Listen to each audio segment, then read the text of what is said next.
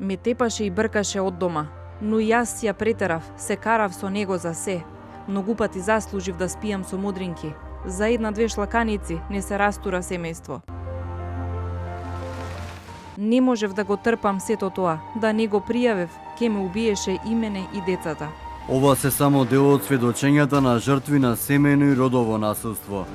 Некои свесни за тортурата кои ја трпат пријавиле, некои поради недоверба во системот кој не им пружа заштита, се откажале од гонење на насилникот. Исказите се дадени во Сдруженијето Иницијатива за правата на жените ромки. Жените велат отаму. Многу тешко се охрабруваат да го пријават насилството во институциите, најчесто поради страф од сторителот, срам од семејството, чувство на вина и ниска самодоверба, но и недоверба во системот. Но премолчувањето завршува со застрашувачка црна статистика.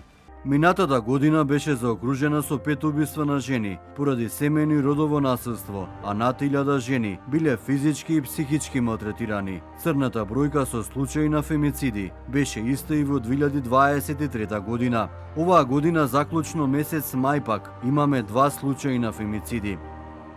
Статистиката црна, но реалноста уште поцрна.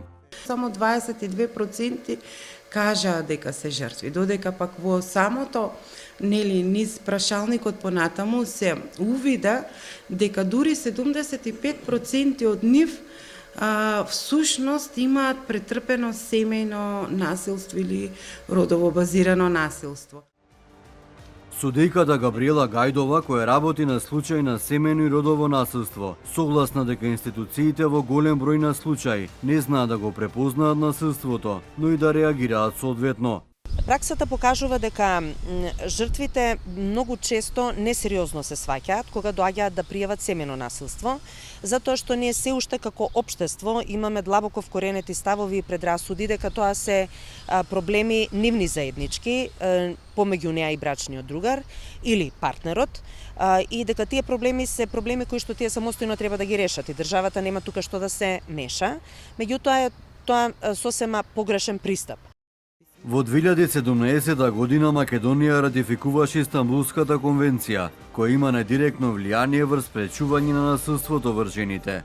Насилството врз жените е структурна и глобална појава, особено во нашето општество. Предрасудите, стереотипите, обичаите и традициите продолжуваат да ги фаворизираат мажите во многу сфери, во приватната и во јавната сфера, во политичкиот живот, на работа, во образовниот систем, во пријавувањето злосторство во полиција. Сето ова дополнително им отежнува на жените да излезат во јавноста и да проговорат за своите искуства со насилството, кое во последно време се почесто завршува со фемициди.